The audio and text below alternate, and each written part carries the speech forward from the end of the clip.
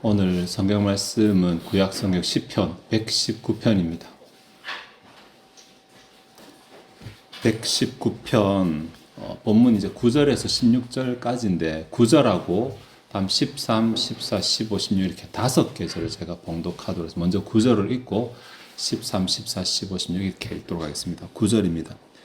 청년이 무엇으로 그의 행실을 깨끗하게 하리까? 주의 말씀만 지킬 따름이니이다. 13절입니다. 주의 입의 모든 규례들을 나의 입술로 선포하였으며 내가 모든 재물을 즐거워함 같이 주의 증거들이 도를 즐거워하였나이다. 내가 주의 법도들을 작은 소리로 읊조리며 주의 길들을 주의하며 주의 윤례들을 즐거워하며 주의 말씀을 잊지 아니하리이다. 아멘.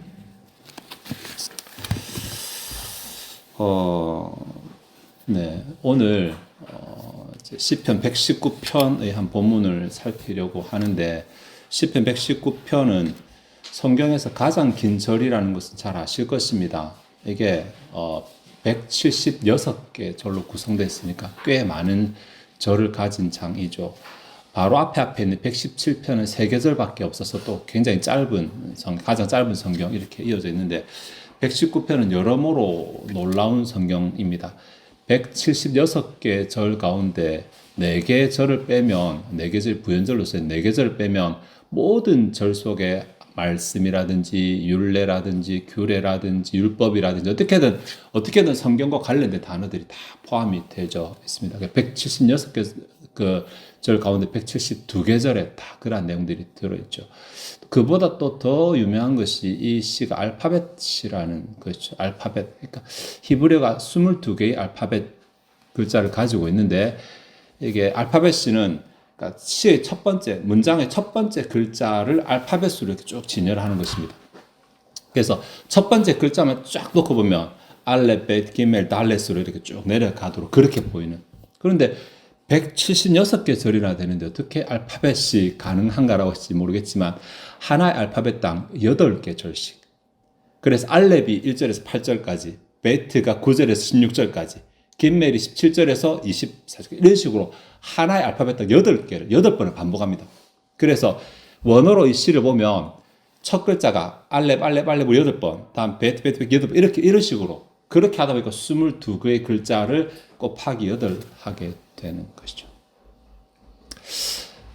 사실 시편에 알파벳이 몇 편 있어요. 몇 편 있는데 아마 119편이 가장 완전한 알파벳이다 이렇게 알려져 있습니다. 다른 시들 가운데 일부는 알파벳 중에 몇 개가 빠져 있기도 하거든요. 그런데 시편 119편은 모든 게 다 들어 있습니다.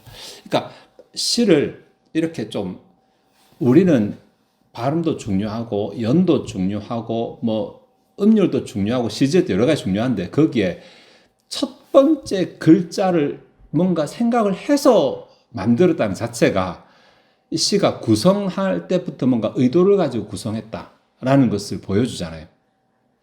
우리로 말하면 시를 지을 때 첫 번째 문장은 첫 번째 글자는 기역으로 시작하고 두 번째 문장은 니은으로 시작하고 세 번째 문장은 디귿으로 이런 식으로 해야 된다는 것이니까.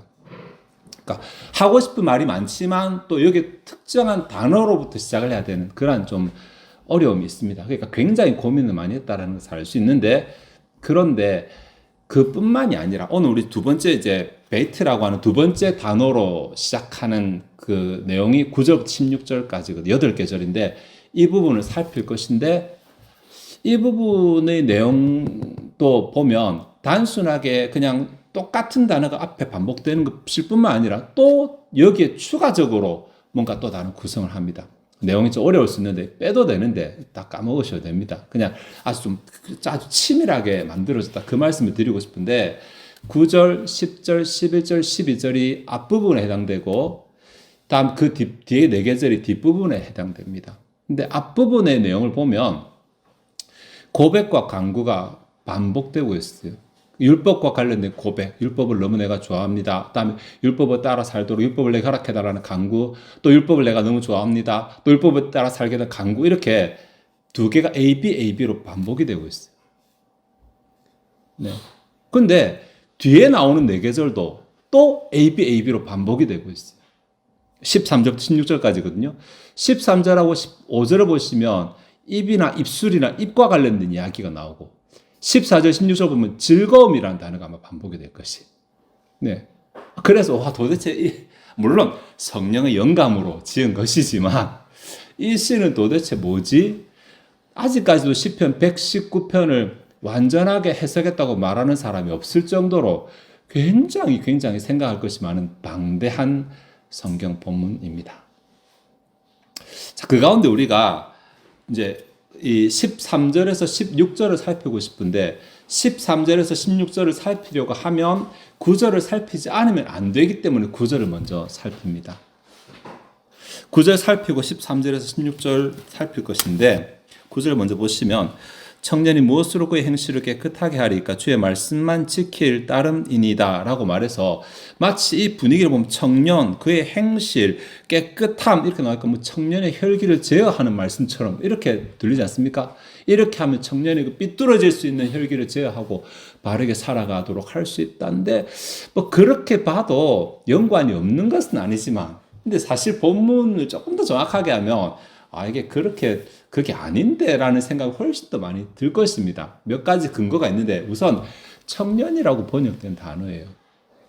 네, 우리 생각에 청년이라고 하면 우리는 아주 젊을 때, 좋을 때, 인생의 최고 적정 이렇게 생각할 수 있지만 성경에서 이 단어는 그때만 기록된 것이 아니라 청소년도 이 단어 쓰고 소년도 이 단어 쓰고 심지어 유아도 이 단어를 씁니다. 이 세상에 태어나서 결혼하기 전까지 모든 연령대는 이 단어를 다 쓰고 있어요. 왜 청년이라 번역했는지 모르겠지만은 굳이 말하면 문자적으로는 미혼이라는 단어예요. 그렇다고 뭐 미혼이 무엇으로 그 행실을 깨끗하게 이게 또 말이 이상하잖아요. 여기서 왜 이 단어를 썼을까를 조금 생각을 왜 미혼이라고 말하냐면 히브리 사고로 성인식을 행할 때가 보통 12살 정도 되거든요. 그 이후로는 결혼할 수 있는데 여러분 뭐 아가서 같은 경우 결혼하기 전에 미혼은 읽지 못하는 성경으로 이렇게 규정되어 있다는 거 아시죠? 유대인들에게. 근데 그것은 아직 너는 완전한 사람이 아니기 때문이야 라고 하는 의식이 깔려 있습니다. 그러니까 결혼을 하면 이제 완전한 사람이고 결혼을 못하면 나이가 들어도 완전한 사람이 아니다 이렇게 보는 것입니다. 그런 맥락이 있는가? 있습니다. 이 구절을 또 보려고 하면 앞에 1절에서 8절까지 앞달락과 같이 비교해보면 금방 파악할 수 있습니다. 앞에 알렙으로 시작되는 8개 절이 뭘 말하는지를 보면 되는데 알렙으로 말하는 8개 절에서 이 9절의 청년과 대조될 만한 사람들이 나옵니다.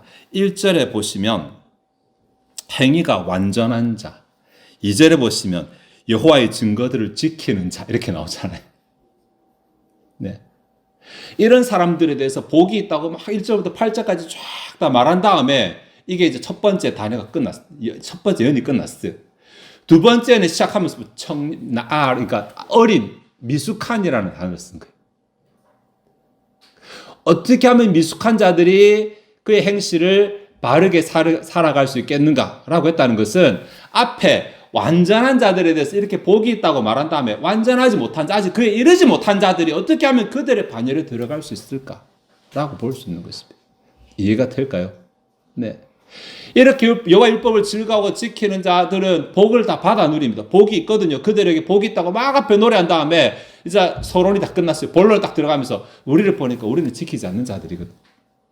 그래서 어떻게 하면 우리 이렇게 율법을 지키지 않는 자들이 그분의 율법을 온전히 지킬 수 있을까? 어떻게 하면 율법의 기준에서 미숙한 자들이, 신앙의 기준에서 미숙한 자들이 그분 앞에서 복을 받을 수 있는 자리로 나아갈 수 있을까? 이것이 두 번째 연이 9절에서 16절까지가 노래하고 있는 바인 것입니다. 행실이란 단어도 그런데 행실, 왜 이렇게 번역했는지 모르겠어요. 이 단어를. 왜냐하면 원래 이 단어는 길이라는 말이거든요. 길. 통행로라는 말이에요. 그러니까 미숙한 자들이 여기까지 보고 미숙한 자들이 어떻게 자기의 통행로를 깨끗하게 하리까? 어떤 개별적인 행위를 말하는 거 아니에요. 그냥 삶의 방식이라고 말할지 아니면 인생이라고 말할지 이렇게 좀 뭔가 좀 큰 스케일을 말하고 있어요. 또 깨끗하게 한다 이 말은 원래 이제 깨끗하다는 말도 있지만 깨끗하게 한다고 번역하기 맞는데 순도를 높이거나 높은 순도를 유지한다는 말이거든요. 어떻게 하면 미숙한 자들이 자신의 인생의 순도를 높일 수 있을 것인가? 이렇게 보면 딱 앞에 제가 말씀드린 대로 1절에서 8절까지 말한 거 대조되는 사람들이 어떻게 하면 그 복으로 들어갈 수 있는지를 선언하고 있는 구절로 볼 수 있는 것입니다. 네. 이 부분 때문에 참 많이 살펴봤는데 어떤 주석가들은 인생의 황금기를 어떻게 살아야 되는가 이렇게 주석하기도 하고, 네, 유혹의 때를 지나는 이들 이렇게 보기도 하고, 청년이라는 단어를 근데 문맥적으로 보면 자연스럽게 읽어 나가면 율법을 읽어 나가다 보면 갑자기 이게 등장하지 않아요. 율법은 앞뒤로 쭉 보면 이게 이렇게 볼 수 있겠다. 라고 했을 때 앞에는 행위가 완전해 복을 누리는 자들에 대해 쫙 설명한 다음에 그렇지 못한 자들이 어떻게 살아야지 그 복의 반열에 들어갈 수 있을까? 하반절에 답이 나오는데 주의 말씀만 지킬 따름이니이다. 주의 말씀만 지킬 따름이 번역 잘못됐어요. 옛날 우리 개혁 성경에는 주의 말씀을 따라 삼가할 것이니라 그랬어요. 둘 다 번역은 틀렸지만 그래도 둘 중에 하나를 고른다면 옛날 번역이 더 맞습니다. 왜냐하면 여기 지킨다의 목적어가 말씀이 아니니까. 지금 성경은 주의 말씀만 지킨다라고 되어 있잖아요. 근데 원문 보시면 주의 말씀을 지키는 게 아니라 주의 말씀을 가지고 다른 걸 지키는 거예요. 그게 내 삶을 지키는 거예요. 주의 말씀을 가지고 내 길을, 나의 행실을, 나의 삶을 지키는 것이기 때문에 주의 말씀을 따라 삼갈 것이니 보는 게 차라리 더 나아요. 주의 말씀을 따라 내 삶을 지킬 것입니다. 이렇게 봐야 되니까. 도대체 그러면 미숙한 자들이 인생에 있어서 아직 부족한 자들이 더 나아갈 것이고 더 복받기를 원하는 자들이 어떻게 하면 그 인생이 복의 반열에 들어갈 수 있을 것인가? 어떻게 하면 내 삶이 복된 삶이 될 수 있을까라고 했을 때 주의 말씀을 따라서 내 인생을 지키면 된다. 이렇게 말하는 것입니다. 말씀을 따르는 거.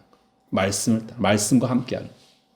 여기까지 하면 다 알잖아요. 말씀 따라 살아야 된다는 거 다 알고 또 어떻게 보면 우리가 또 말씀 따라 사는 것처럼도 보이고 그런데 오늘 우리가 살필 본문의 13절부터 16절까지가 이렇게 말씀을 따라 삶을 지키는 것이 무엇인지를 구체적으로 좀 풀어서 설명을 하고 있어요. 그러니까 이렇게 살면 곧 말씀을 따라 자신의 삶을 지키는 사람이고 그러한 사람들은 결국은 지금은 미숙하지만 완전한 단계로 나가서 주의 복을 누릴 수 있다. 논리적으로 연결이 되죠. 13절부터 16절까지 좀 살펴보도록 하겠는데 제가 아까 13, 14, 15, 16절도 AB로 구성이 된다고 말씀드렸죠. 13절과 15절이 같은 화제로 14절과 16절이 같은 화제로 묶여 있어서 이 두 가지를 묶어서 생각해 보겠습니다. 13절과 15절인데 15절부터 보겠습니다. 원래 16절부터 거꾸로 가야 되는데 15절부터 보겠습니다. 내가 주의 법도들을 작은 소리로 읊조리며 주의 길들에 주의하며 지극하면 내가 주의 교훈들을 묵상하며 주의 길들을 정말 쓰기 싫은 단어지만 관상합니다. 요즘에 관상 기도가 너무 많이 나와가지고 이제 이 단어 쓰기 싫지만 이 단어는 그 단어는 맞아요. 관상합니다. 근데 요즘에 말하는 관상 기도가 전혀 다릅니다. 요즘 말하는 관상 기도는 이게 이제 설교 시간에 제가 오해 설명드리겠습니다. 요즘 말하는 관상기도 잘못된 것입니다. 잘못된 것이고 이 단어는 원래 그 단어가 맞지만 요즘에 뜻이 바뀌게 쓰고 있는 것입니다. 그게 묵상합니다 정도로 합시다. 그냥 묵상합니다. 주의 교훈들을 명상이라고 했지 단어인데 앞에 묵상 썼는데 하여튼 다른 단어 지켜보다 바라본다라는 뜻이 바라본다. 앞에 거는 생각한다라는 것이고 바라본다는 것이 다르긴 달라요. 묵상은 생각하는 것인데 근데 묵상한다라고 번역된 이 단어도 사실은 이게 조근조근하게 말을 계속 반복한다는 말이에요. 주절주절 반복한다. 그러니까 성경 구절을 입에서 계속 달고 사는 것입니다. 이 단어가 여기에 묵상한다 혹은 작은 소리를 읊조린다 여기에 해당되는 단어예요. 그러니까 말씀으로 복 받고자 하는 자, 말씀 때문에 복을 받고자 하는 그 삶이 어떤 삶이냐면 입에서 계속 말씀이 끊어지지 않는 사람. 그렇게 하니까 24시간 내가 말씀을 암송하는 삶을 살아야 돼. 그렇게 살았던 사람들 많습니다. 수도승들 그렇게 살았어요. 하루 종일 말씀을 자기 그날 외워야 될 암송을 계속 주주주 반복하고 이렇게 했어요. 근데 그렇게 하라는 게 아니라 매일매일 꾸준하게 정도로 볼 수 있어요. 매일매일 꾸준하게. 내가 하루에 이렇게 말씀을 묵상할 시간이 한 번도 없는 삶이 아니라 하루에 5분이 되든 10분이 되든 15분이 됐든 내가 말씀을 내가 되뇌이고 되새김질 할 수 있는 시간이 매일매일 꾸준하게 있는가 이렇게 볼 수 있어요. 그렇게 하죠. 그 다음에 주의 길들을 제가 이렇게 바라본다, 관상한다고 말씀을 드렸는데 주의 길들을 바라보는 것입니다. 앞뒤로 이렇게 같은 내용이라 본다면 말씀 가운데 기록된 주의 행하심을 내가 지켜본다는 것이 될 수도 있고 사실 이것은 내 삶 가운데 행하실 주님을 기대한다는 말도 될 수 있고 말씀을 계속해서 반복해서 묵상, 암송, 말씀을 계속해서 이렇게 계속 반복해서 내가 외웁니다. 그냥 읽는 것도 되고 외우는 것도 되고 이렇게 쫙 하면서 그냥 성경 구절 자체를 내가 알아가는 것이 아니라 그 가운데서 주님께서 어떤 일을 행하시는지 어떤 일을 행하셨는지를 내가 바라보는 것입니다. 말씀을 그렇게 하는. 그러니까 오늘 몇 장 읽었는데 이게 아닙니다. 오늘 몇 장 읽었는데가 아니고 내가 읽은 말씀 가운데 내가 주의 행하심을 어떤 행하심을 발견했는데 주께서 어떻게 행하실 것을 내가 기대했는데 이렇게 돼야 되는 것이 말씀을 읽는 것입니다. 네. 우리는 너무 이제 껍데기만 하면 몇 장 읽었는가 이게 중요한데 장이 잘 걸려도 117편 같은 거 걸리면 하루에 뭐 잘만한 100장도 있죠. 119편 같은 거 걸려보세요. 네. 몇 장이 중요한 거 아니잖아요. 몇 장이. 그거는. 그게 아니라 사실은 내가 읽은 본문 가운데서 하나님을 묵상하는 게 중요해요. 하나님 묵상하는 하루 한 장이도 두 장 꾸준하게 읽으면서 묵상하고 그 가운데 내 마음에 와닿는 구절이 있으면 그거 따로 적고 요즘 뭐 카메라로 찍어도 되고 폰에 적어도 되고 바탕화면 더 가지고 짬 날 때 읽어보는 것입니다. 근데 빠르게 읽으면 안 돼. 찬찬히 읽어보는 것입니다. 그에 대한 내용이 15절에 나오나? 이거 나중에 16절에 나오니까 그때 하겠습니다. 13절, 15절하고 있으니까. 그 다음 13절 보시면 주의 입의 모든 규례들을 나의 입술로 선포하였으며 주의 입의 모든 직역하면 당신의 입은 모든 판단을 내 입으로 이야기합니다. 근데 이게 그냥 아까 내가 주절주절 입으로 계속 말한다 이 정도 차원이에요. 여기서 이야기한다는 것은 다른 사람에게 이야기한다는 것입니다. 다른 사람에게 이야기하는 거. 그러니까 내 입으로 내는 행위가 아니라 뭔가 대상이 있어요. 그게 다른 사람이 정해지 않았으니까 세상을 향해서 내가 주의 판단으로 내 입이 말한다는 것은 단순하게 주의 판단을 전한다는 말이 아니라 좀 광범위하게 생각하면 내 삶의 기준을 말하는 것입니다. 내 입에서 뭐가 나오느냐, 내 삶에서 뭐가 나올 때 내 판단, 내 기준이 아니라 주의 판단, 주의 기준이 내 입을 통해서 나타나게 된다라고 이렇게 조금 포괄적으로 말할 수 있겠어요. 보편화시켜가지고. 그러니까 이런 사람들, 즉 말씀으로 복을 받는 사람 특징은 일단 말씀을 가까이 하는 거잖아요. 계속 말씀을 묵상하고 말씀을 반복해서 암송하고 말씀 안에서 주님을 찾으려고 하고 말씀으로 내 삶을 비춰보려고 우리 요즘에 큐티라고 부를 수 있는 그런 종류의 일을 끊임없이 하고 있으면서 그 사람에게서 나오는 말이 자기 말이 아니라 하나님의 말씀의 가치관이더라. 이것이 말씀으로 복받는 사람, 말씀을 따르는 사람의 모습.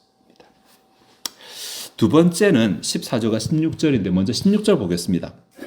주의 율례들을 즐거워하며 주의 말씀을 잊지 아니하리다. 잊지 아니하리다. 기억한다는 것이니까 당신의 규정들 안에서 나 자신이 너무 즐거워하며 당신의 말씀을 결코 잊지 않을 것입니다. 근데 여기 즐거워한다는 단어가 참으로 재밌게도 가지고 논다예요. 날 가지고 놀았어. 그때 이 단어입니다. 네. 말씀을 가지고 논다 이렇게 말하는데 가지고 논다는 단어 우리 안 좋은 뉘앙스로 쓰니까 그렇지만 애착 인형 정도로 생각하시면 알 거예요. 애들 뭔가 애착하는 거 있으면 손에서 안 놓잖아요.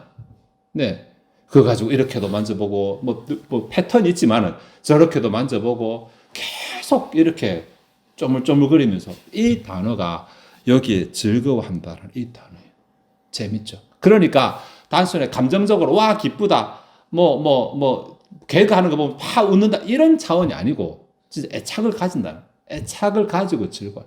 하나님 말씀에 대해서 애착을 가지고 노는데 여기 가지고 논다는 말이 구석구석 말씀을 살펴보는 것입니다.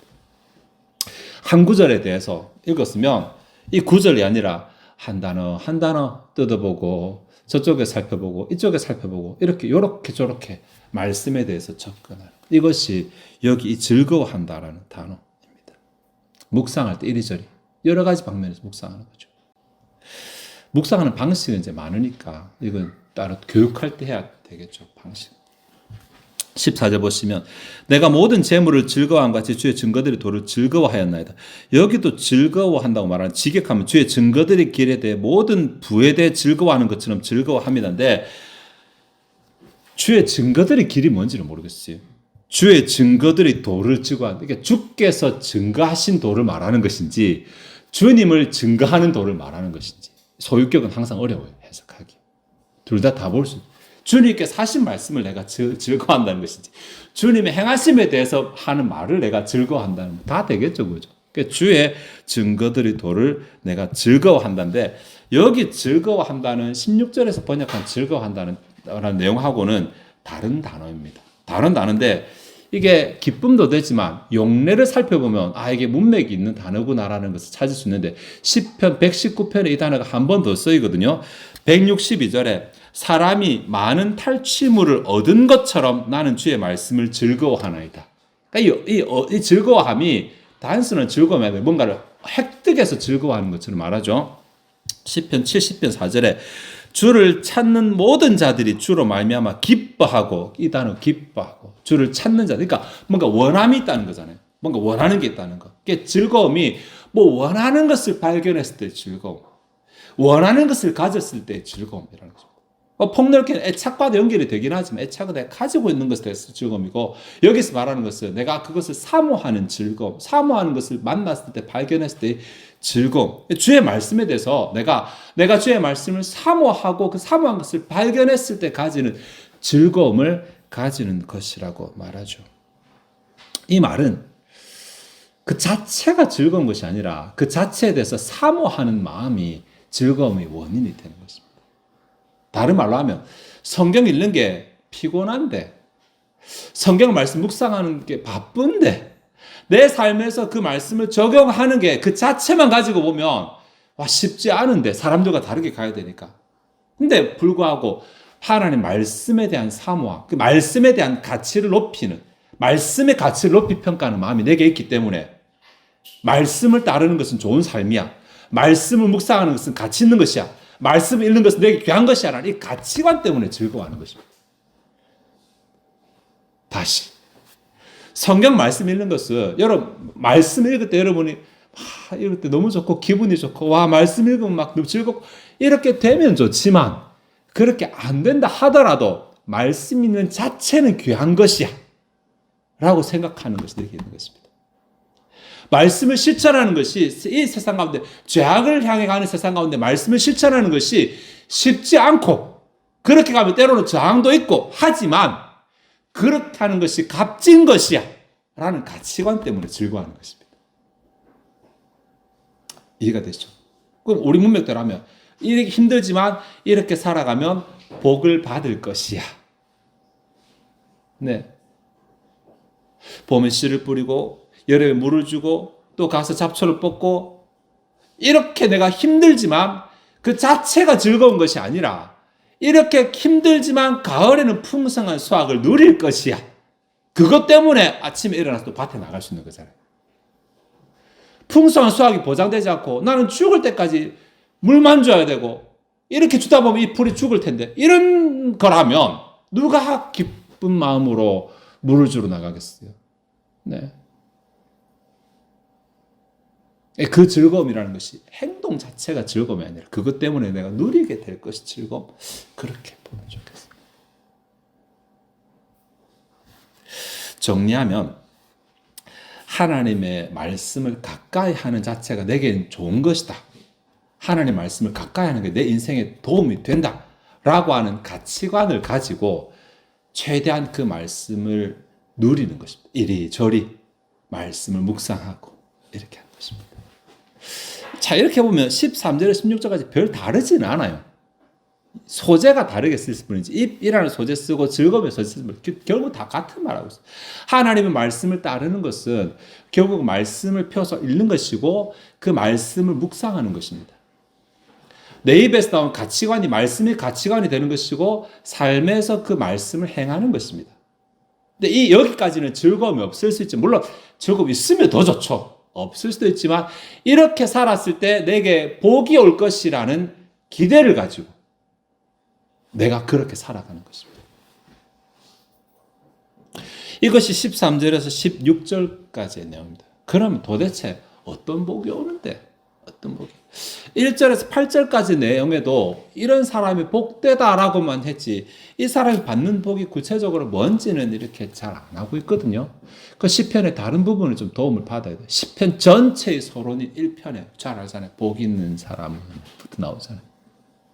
시편 1편 복 있는 사람은에 나오는데 실제로 그들이 받는 복은 3절에 나오거든요. 시편 1편 3절에 그는 시냇가에 심은 나무가 철을 따라 열매를 맺으며 그 잎사귀가 마르지 아니함 같으니 그가 하는 모든 일이 다 형통하리로다.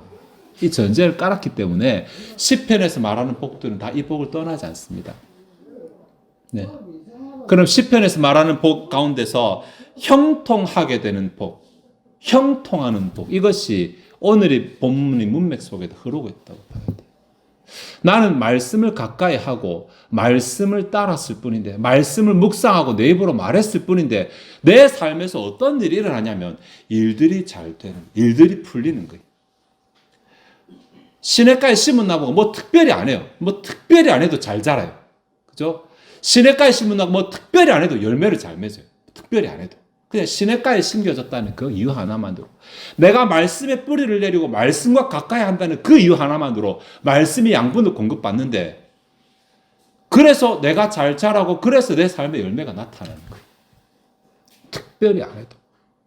내가 하나님께 뭐 거대한 헌신을 하고 사람들이 보기에도 와, 저 정도가 복받을 만하다 할 만한 행동을 하지 않았는데도 불구하고 나는 그냥 말씀을 가까이 하고 말씀을 읽고 주절주절 내 입으로 계속 말씀을 암송하고 말씀을 이 각도 저 각도에서 묵상해보고 때로는 그 말씀 가운데 행하시는 주님을 생각하고 내 삶에 어떤 일을 행하실까 기대도 하고 이렇게 어쨌든 말씀과 엎치락 뒤치락 하는 삶을 살 뿐인데 내 삶이 순탄해지는 것입니다. 괜찮지 않아요? 네. 하나님께 뭐 해달라고 간구하고 기도하고 좋습니다. 좋습니다. 네. 근데 여러분 말씀 잘 안 읽었는데 기도가 잘 되던가요? 잘 안 됩니다. 말씀 생활이 잘 되지 않으면 그것도 말씀 읽는다고 흡지고 급하게 막 장수 채우고 이렇게 읽고 그렇게 하면서 기도도 잘 안 됩니다. 말씀은 읽고 지나가는 것이 아니라 내 영이 먹어야 되는 것이니까. 그래서 바로 읽었는데 뭔지 까먹을 정도면 그 말씀 안 읽은 것입니다. 급하게 눈만 지나간 거지. 그렇게 하지 말고 말씀의 내용을 내가 생각할 수 있도록 뭘 읽었는지 생각할 수 있도록 그 정도는 읽어야 되고 그것을 이렇게 저렇게 생각해보고 그 가운데 내게 부딪히는 도전되는 말씀이 있으면 지나가지 말고 내가 그 말과 좀 더 씨름하기 위해서 종이 쪽지에 적거나 폰에 적거나 그래서 계속해서 그 말씀 바라보는 거예요. 왜 자꾸 이 말씀이 내게 부딪힐까? 나보고 뭘 하라고 하는 걸까? 내가 어떻게 하면 될까? 이 자체가 말씀을 묵상하는 거예요. 이 자체가. 그렇게 해서 내 삶에 뭔가 떠오르는 게 있잖아요. 떠오르는 게 있으면 하나님 진짜요? 내가 그거 해야 돼요? 진짜요? 그렇게 하고 그것을 실천하는 거. 말씀대로 살아가는 거. 이런 삶이 우리의 삶을 순탄하게 바꿨습니다. 우리의 삶. 미숙한 우리를 성장시켜주고 열매 없는 삶을 열매 있게 만들고 복 없는 삶을 복 있게 만들어줍니다. 할만하잖아요.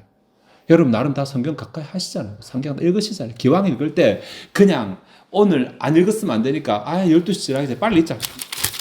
이렇게 하지 마시고 네, 그렇게 하지 마시고 성경 그렇게 바쁘게 읽는 거 아니에요.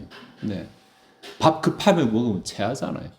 성경도 먹는 것이니까 시간 딱 정해놓고 네. 찬찬히 이게 뭘 말하는 건지 왜 기록한 건지 하나님께서 어떻게 일하시는지 내게 뭘 원하시는지 이런 걸 생각해가면서 읽고 그렇게 알게 된 것 중요한 구절을 내가 계속 묵상하고 암송도 하고 실천하는 가운데 성경이 말하는 시편이 말하는 대로 형통하게 되는 복을 내가 특별히 뭐 안 해도 일이 술술 잘 풀리게 되는 복을 누리는 주하로 되시기를 바랍니다.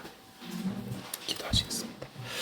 하나님으로 시편 119편 9절에서 16절까지의 말씀 가운데 어떻게 하면 신앙적으로 아직 성숙하지 못한 우리가, 어떻게 하면 미숙한 우리가, 어떻게 하면 삶이 잘 풀리지 않는 우리가 하나님 말씀의 혜택을 봐서 그 말씀에 의지해서 삶이 잘 풀리는 복된 삶으로 바뀔 수 있는지 주의 교훈을 생각해 보았습니다. 이미 우리는 그 비슷한 삶은 살아가고 있습니다. 성경도 보고 있고 때로는 암송도 하고 있고 큐티도 하고 비슷한 삶을 살아가고 있는데 딱 이 본문이 말하는 대로 우리가 살아가고 있는지 점검해 보게 하시고 이 본문이 말하는 대로 내 삶을 바꾸어 맞출 수 있는 용기를 허락하여 주옵소서.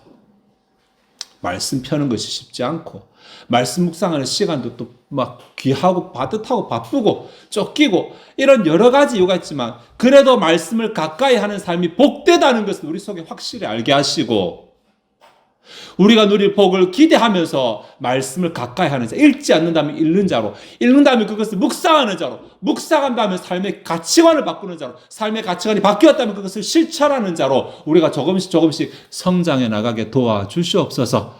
그래서 우리 삶에 딱 성경에 기록한 그 약속대로 시절을 쫓아 과실을 맺는 나무처럼 형통하는 복들이 나타나게 하여 주시옵소서.